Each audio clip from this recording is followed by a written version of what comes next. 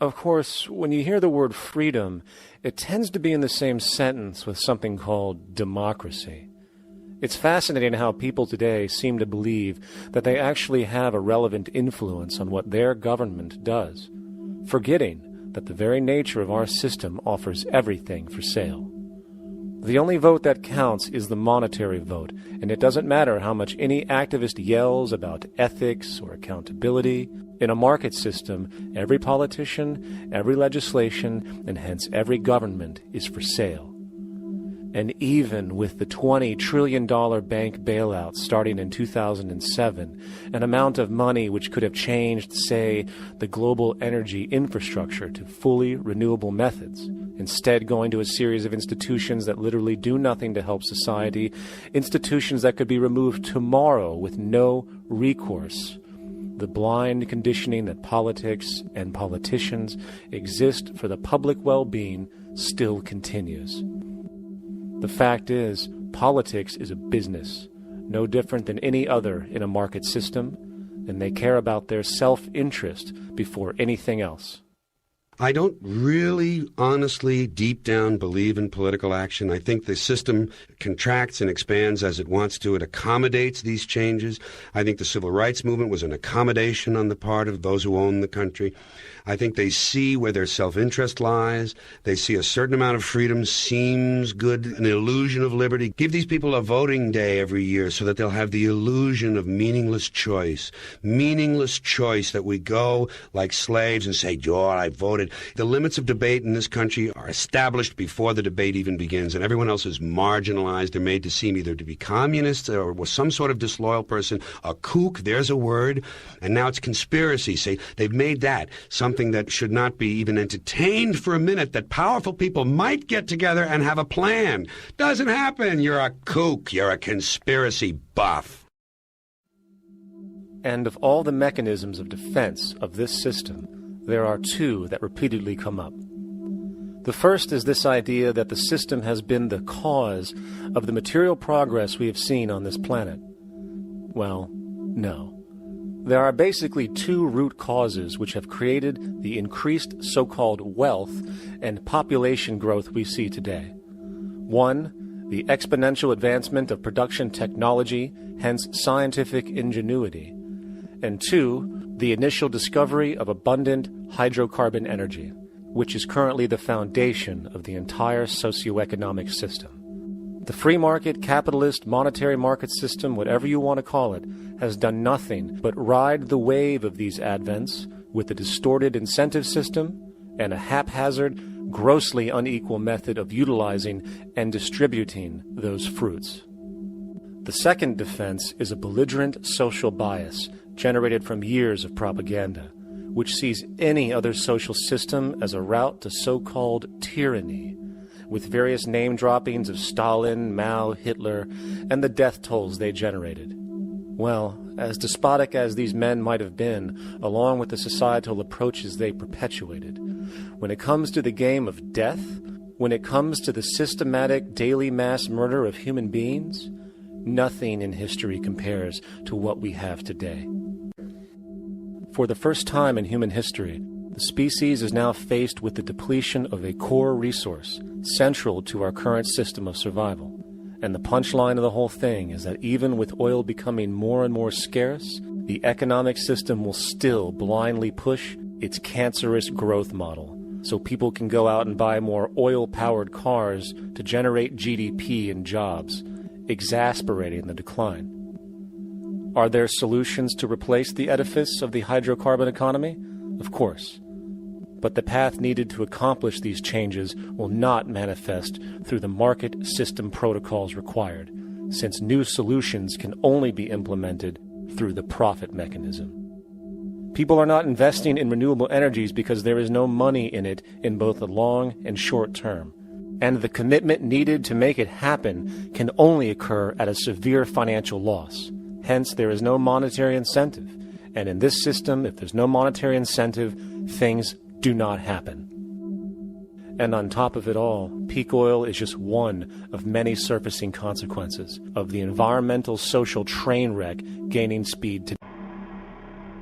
So you see, you have built-in corruption. We're all chiseling off each other, and you can't expect decency in that sort of thing. And feeling that, they don't know who to elect. They think in terms of a democracy, which is not possible in a monetary-based economy.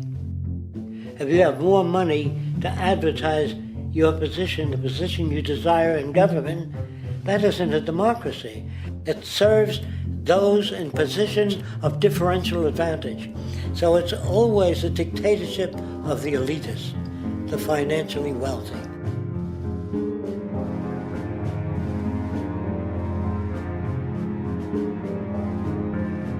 It is an interesting observation to note how seemingly unknown personalities magically appear on the scene as presidential candidates. Then, before you know it, somehow you are left to choose from a small group of extremely wealthy people who suspiciously have the same broad social view. Obviously, it's a joke. The people placed on the ballot are done so because they have been pre-decided to be acceptable by the established financial powers who actually run the show. Yet, many who understand this illusion of democracy often think, if only we could just get our honest, ethical politicians in power, then we would be okay. Well, while this idea, of course, seems reasonable in our established-oriented worldview, it is, unfortunately, another fallacy. For when it really comes down to what is actually important, the institution of politics, and thus politicians themselves, have absolutely no true relevance as to what makes our world and society function. It's not politicians that can solve problems. They have no technical capabilities. They don't know how to solve problems. Even if they were sincere, they don't know how to solve problems. It's the technicians that produce the desalination plants. It's the technicians that give you electricity, that give you motor vehicles, that heat your house and cool it in the summertime. It's technology that solves problems, not politics. Politics cannot solve problems because they're not trained to do so. Very few people today stop and consider what it is that actually improves their lives. Is it money? Obviously not. One cannot eat money or stuff money into their car to get it to run. Is it politics? All politicians can do is create laws, establish budgets, and declare war. Lawless for those who require it. The true gift that we as human beings have, which has been solely responsible for everything that has improved our lives, is technology. What is technology? Technology is a pencil, which allows one to solidify ideas on paper for communication. Technology is an automobile, which allows one to travel faster than feet would allow. Technology is a pair of eyeglasses, which enables sight for those who need it. Applied technology itself is merely an extension of human attributes, which reduces human effort, freeing humans from a particular chore or problem. Imagine what your life would be like today without a telephone, or an oven, or a computer, or an airplane. Everything in your home, which you take for granted, from a doorbell, to a table, to a dishwasher, is technology, generated from the creative, scientific ingenuity of human technicians. Not money, politics, or religion. These are false institutions. And writing your congressman is fantastic. They tell you to write your congressman if you want something done. The men in Washington should be at the forefront of technology, the forefront of human studies, the forefront of crime, all the factors that shape human behavior. You don't have to write your congressman. What kind of people are they that are appointed to do that job? The future will have great difficulty. And the question that's raised by politicians is, how much will a project cost? The question is not, how much will it cost? Do we have the resources? And we have the resources today to house everyone, build hospitals all over the world, build schools all over the world, the finest equipment and labs for teaching and doing medical research. So you see, we have all that, but we're in a monetary system. And in a monetary system, there's profit. That produce scarcity. If you eradicate the conditions that generate what you call socially offensive behavior, it does not exist. The guy said, well, isn't that inborn? No, it's not. There is no human nature. There's human behavior, and that's always been changed throughout history. You're not born with bigotry and greed and corruption and hatred. You pick that up within the society. War, poverty, corruption, hunger, misery, human suffering will not change in a monetary system. That is, there'll be very little significant change.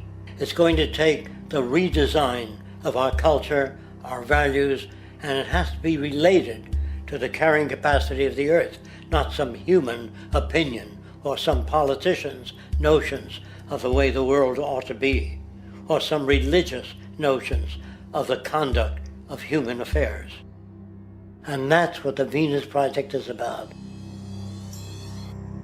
The society that we're about to talk about is a society that is free of all the old superstitions, incarceration, prisons, police, cruelty, and law. All laws will disappear, and the professions will disappear that are no longer valid, such as stockbrokers, bankers, advertising, gone forever, because it's no longer relevant. When we understand that it is technology devised by human ingenuity which frees humanity and increases our quality of life, we then realize that the most important focus we can have is on the intelligent management of the Earth's resources. For it is from these natural resources we gain the materials to continue our path of prosperity. Understanding this, we then see that money fundamentally exists as a barrier to these resources, for virtually everything has a financial cost. And why do we need money to obtain these resources? Because of real or assumed scarcity. We don't usually pay for air and tap water because it is in such high abundance, selling it would be pointless.